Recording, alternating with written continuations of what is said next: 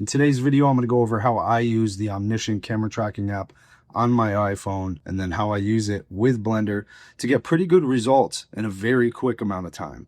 Now, in my opinion, this is the easiest app to go from scanning to getting a high quality shot ready to go because it understands information about the camera and about the phone settings.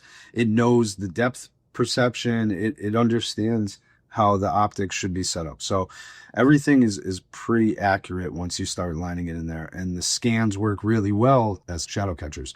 And then you just really have to play with the lighting. Once you get that accurate, it becomes a very powerful application to go from concept to fully rendered scene in a pretty short amount of time, depending on the complexities of maybe, let's say, the animation or the design you need to do to your scene.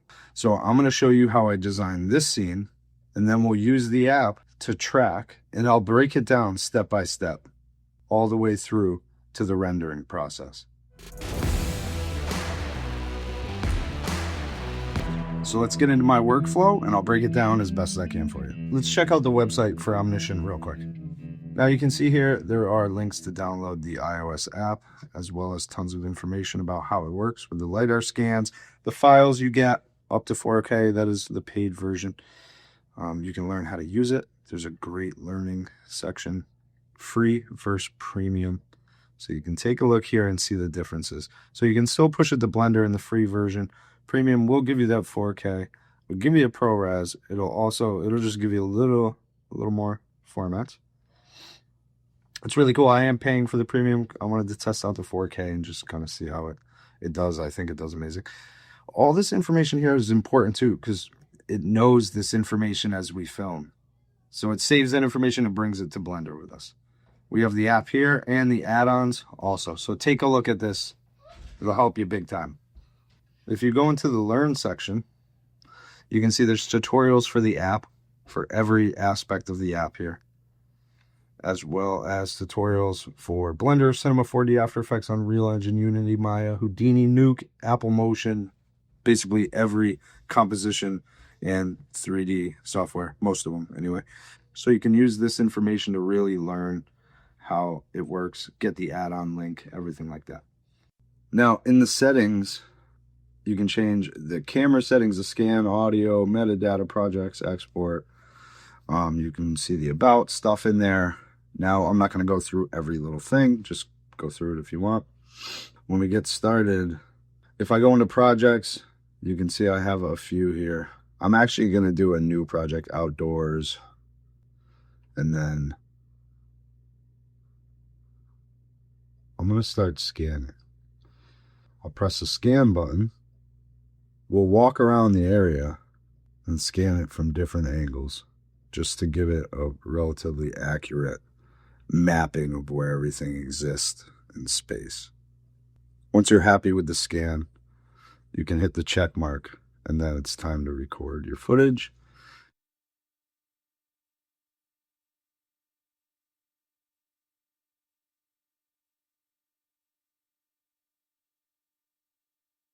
Once you're happy with your video, you can go back into the project.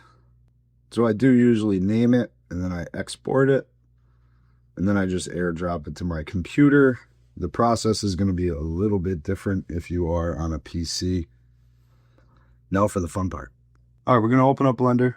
I'm going to open up a new project here. Mine looks a little different than yours probably does. This is just my default scene, the way I like my camera setup with a scale model. If it's the first time using Omniscient, go to Edit, Preferences, Add-ons. Top right here, you can install from disk if you've downloaded it from the website. I believe you might be able to find it in Get Extensions also, so you can check there too. All right, once it's all set, we have our file. We got it over to our computer. Now I'm going to go to File, Import, .omni right here at the bottom. So just go to where you save that file, find the .omni, import it. And now that camera is going to come in with the other data as well. Now, I do have that original camera. I'm going to delete that. So I'm just going to find it over here. Hit X. Get rid of it. I'll get rid of that too. All right. Now, let's see how it looks. It's sticking pretty good. Certainly looks like it's stuck to the surface. Now my standard model here, she's still in the scene. I like to use hotkeys for moving everything around. You can see it's pitch black right now, and I am in rendered mode. So we're going to add an HDRI. I like to use Blenderkit for this sort of thing. You can also just use like Polyhaven, or just find free HDRIs on the internet, download them to your computer. For me, I like to use Blenderkit. It's the quickest way to just get something in, so I'll do. Maybe we'll try evening. Oh no. Free first. This, we'll just do outdoor. I want something with a decently bright. That's actually pretty good. Let's just drag this one in there. I'll keep it low since I don't really need it to be high resolution. That's a decent start. A little too blue, maybe too much blue sky. Maybe we need a little bit of clouds in there and a little bit of green. This one falls off too much. It's not enough of a sky direction. We'll just try a bunch of them out here. Actually, that one's decent. Color looks a little off. We could always change that. The shadow does look decent. If I go down here and go to my shader editor, object, world, we can see my pictures coming in here. I'm going to hit Shift A, HUE. Oops. Hue saturation.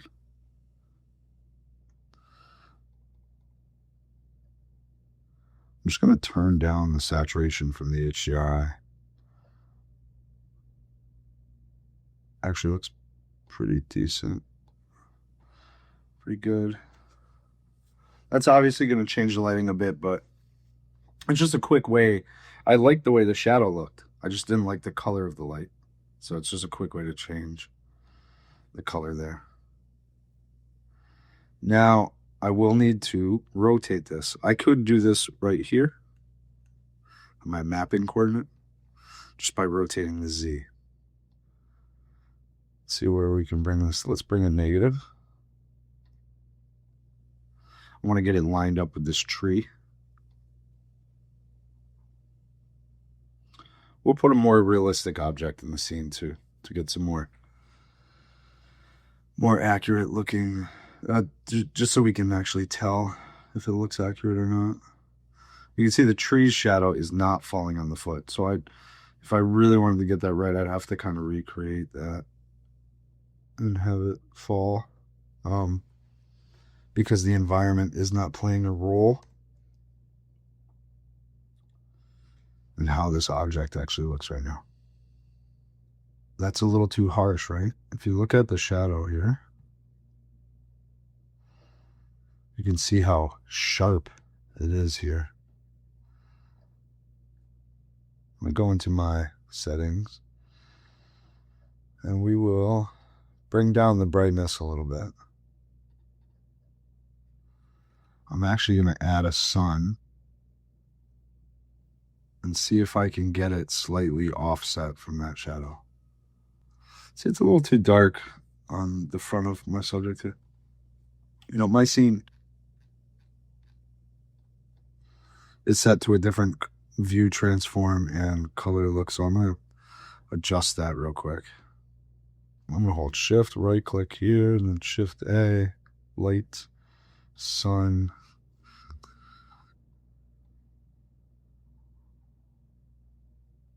Trying to match the angles a little bit. Now the rotation of the world one, I think the sun's just a little too high. So I'm going to try to move it on the X and just see kind of what happens here. All right, the HDRI might need a little more of a shift. Let's see what happens if I crank this up a bit. Even better. Okay, that's probably pretty good. Let's rotate the Z a little more. A teeny bit more. Bring this lovely lady down just a touch. Turn my sun back on. A lot of times I look at my contrast. So if it's something I'm putting close to the camera, I want to match it on the blacks at that distance. If it's something that I'm putting in the background, let's say where those trees are, I'm going to match the black level at that distance. If there is anything black, which there kind of is. You know, you could assume like some of these shadows would be like black, but they're kind of gray a little because they're in the distance. But let's keep playing. My sun, I'm going to change some parameters of my sun and try to get it a little softer. Sun, let's do 2 for the sun, actually. I'm going to go back in here. I'm going to put it at 0. Well, my HDRI at 0 right now. I'm going to just mess with the sun temporarily.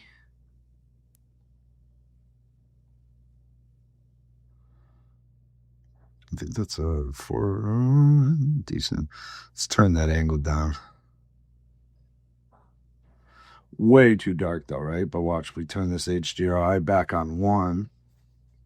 It's going to give us some of that ambient surrounding light that's going to kind of dull that shadow out a little bit. So we'll switch the object here too and just start playing around a little more, since this texture and shape and everything is obviously not realistic at all. Let's move her a little bit. Trying to move it so it's not overlapping any shadows. It just has its own. That actually looks decent right there.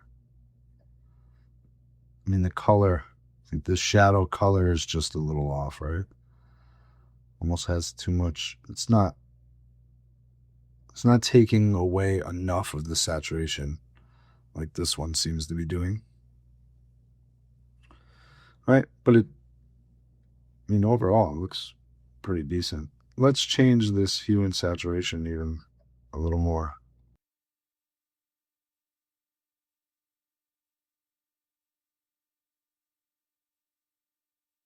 All right, I'm going to get a realistic looking model. Again, I'm going to use Blenderkit. I'm going to do free first, style, realistic. Just look through some stuff. Look at that thing. Let's check this out. All right, random objects acquired. GRZ. Give me some more junk. I want to see how ugly this thing is. See how those shadows are doubling up? It looks kind of weird, right? It wouldn't really look like that in the real world. The tree shadow would not hit here if this was truly here, right? So that's one thing you have to consider. If you want to avoid a lot more compositing, you can avoid interactions like that where your shadows are crossing each other. If you can avoid it, I would say. This is just in EV mode. I just wanted to check out kind of what it does. GRZ. Okay. One-sided texture. It's actually kind of cool. Like I could put like it's like a stack of logs. I mean, it looks pretty good. Right? Like, other than like, right, it's not actually, it doesn't have any depth. So if you look at its shadow, it's very, it exposes its issue. So I could hide that with like a cube or something just fake to give it body, to hide it and give it more of a shadow that actually makes it look realistic, because that wonky shadow will destroy the realism of my shot. GRZ, GX. Oh, that looks cool. Look at that. I'm going to render out a test clip by hitting F12. I'm actually going to save first. F12. All right, I don't need that many samples. So let's do this again with less samples.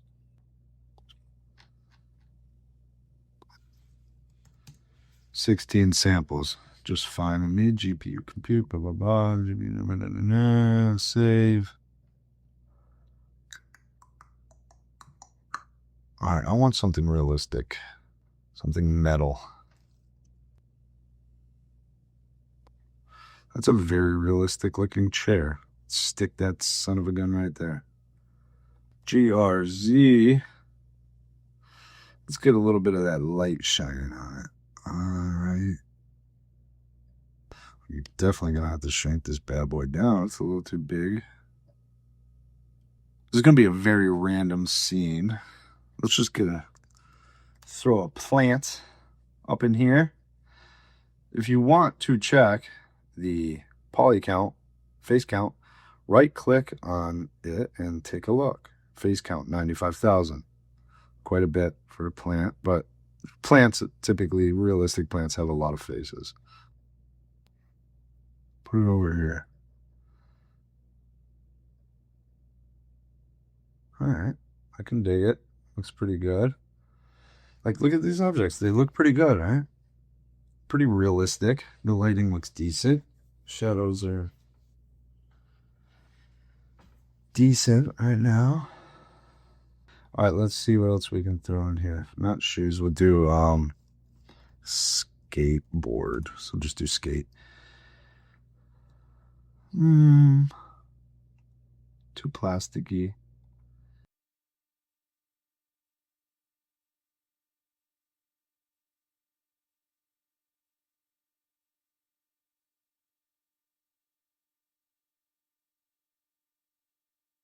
All right, it looks kind of cool. All right.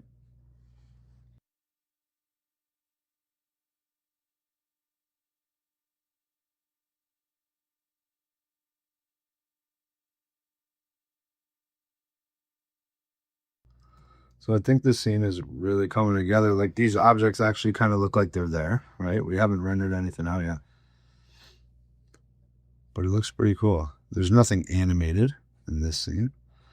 That's okay. But you get the idea, right?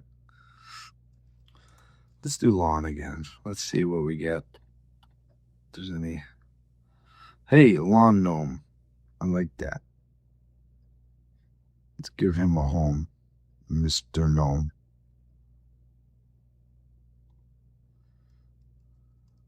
Make him a little bit bigger. GRZ. GY.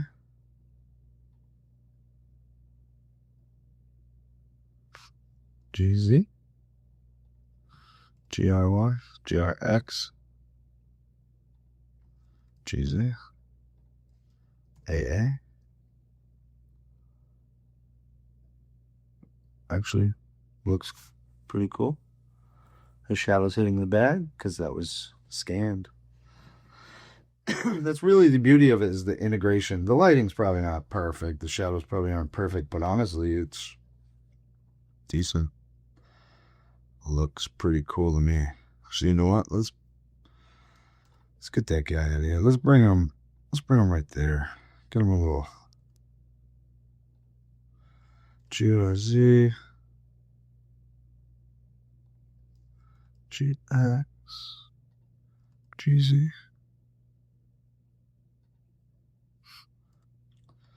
Oh, he's not getting hit with that shadow from the tree.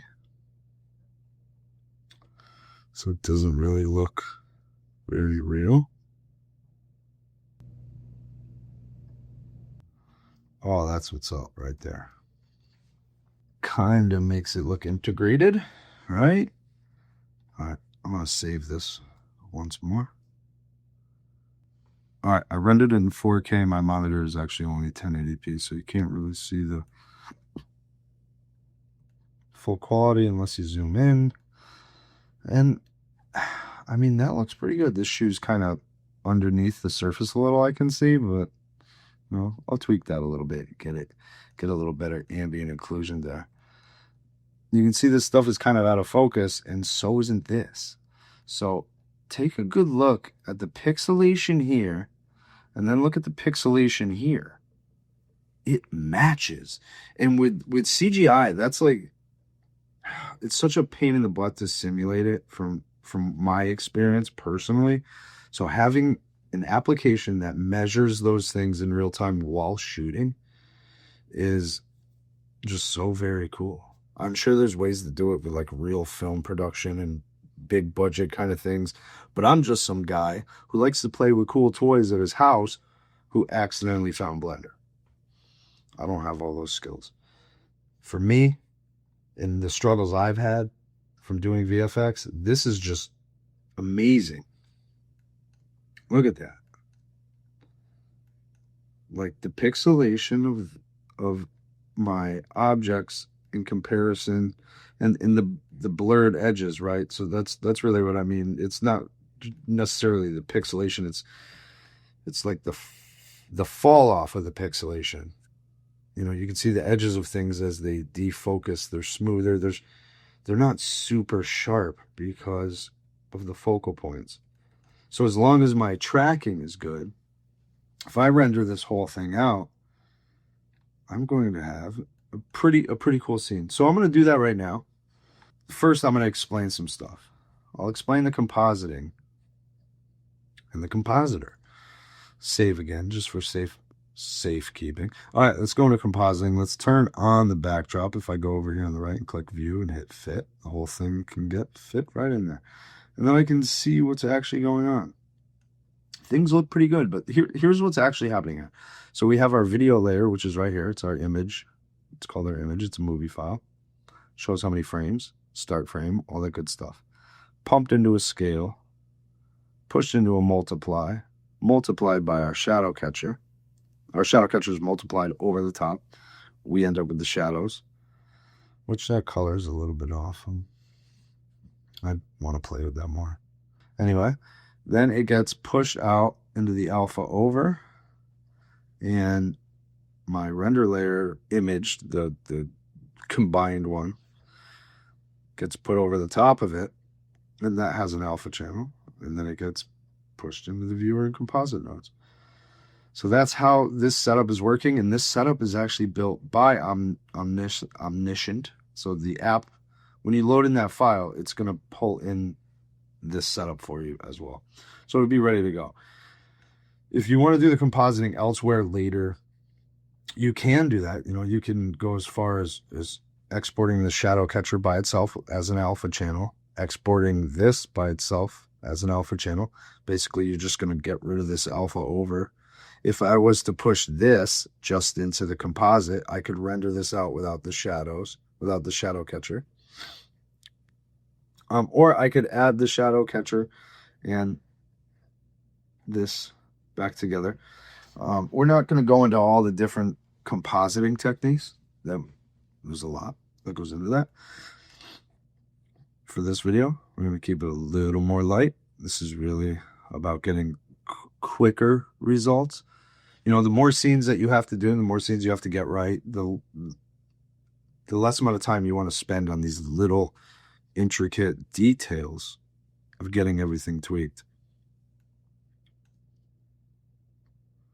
Depends on the time and the project. But if efficiency is your goal, that's probably why you're using this application. You probably don't want to go too crazy. Something like this will probably get the job done. I mean, it looks pretty good to me. That stuff kind of looks like it's there. So I am going, I guess I filmed this in 24. Let's check that out. 24. Okay, it was framed in 24. For some reason I thought it was 30, but that's all right. 24 frames a second, blah, blah, blah, blah, blah, blah. I am going to change my output settings here.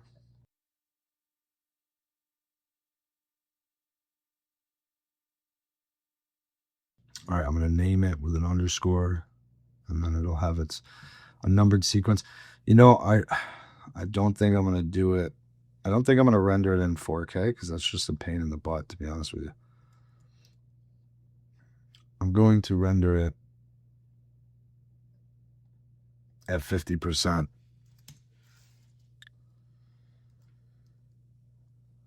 So we'll start the rendering process and then see what happens. I might want more samples in 16 if I want it to look realistic anyway. I'm going to re-render it. I'm going to change it to PNG just to keep it with what you're probably going to use at this stage in your Blender journey. PNG is a good way, easiest way to just get it back together. Once you start learning color science and that sort of thing, you're going to want a different workflow. But in the beginning, just push out PNGs, you know, for the most part, unless you're ready to take on a bigger challenge. Now, I have a PNG 16. I mean, is that enough? I guess it looks pretty good in this viewport, so we'll just keep it at 16. You know what? No, we'll change it to. Maybe we'll keep it 4K and leave it at 16.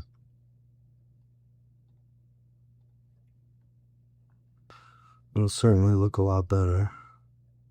It takes so long at 4K. I'm not doing that. For the sake of time and my sanity, I'm not going to do it in 4K. Do it at 50%. And we'll come back to it when it's all done. What I typically do with my image sequences to just test them out, if I've done all the color work and everything, I'm not doing AXR. A lot of times I just use Final Cut Pro. And what I will do is I will grab all of my image sequences, all of my images, and drag them in. And this is only relevant for people doing it in Final Cut Pro. I'll load them in, and when they're all still selected, I'll go to Modify, Change Duration, or there's the hotkey right there. So change duration, I'll hit 1, I'll hit Enter, and that's going to make every image 1 frame in length, right? But I already did that here. And then I right-click and I do New Compound Clip. Okay. But I'll delete that. I already exported it out so that it would run smoothly. And you can see here that I'll need to do some masking, because like right there, that's the plant didn't really scan perfectly, so you can see it's coming through here. I'll need to do a little bit of masking there if I want it to look good. Right here, the dinosaurs, Godzilla is kind of coming through soon. The shoe as well. And then the shoe kind of comes in front of the bag for a second too, so that'd have to be masked as well. So I could do that in After Effects or even in Final Cut Pro. And if you look closely, there's a little bit of jitteriness, I think, but the camera's moving so fast and there's so much shake that I think it's hard to avoid some of that tracking failure when you're moving around like I was during this video. If you want something more cinematic, getting a gimbal and having nice smooth shots that push in, that turn and parallax while focusing on a subject, more of a cinematic vibe, unless you obviously have a chaotic cinematic scene. But this looks pretty good. I mean, for the amount of work that I put into this, it looks pretty good. Now I would have to go to the next stage and mask to get it appropriate.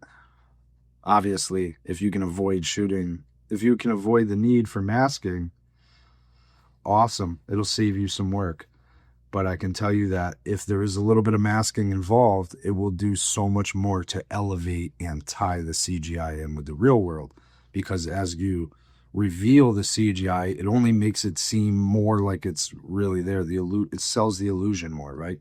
So lighting, shadows, and movement, that's really what sells the illusion. Like if you didn't pay close attention, that gnome really looks like he's there. That block does too, that soccer ball. Even this shoe and these things here, they really look like they're there. The chair looks okay.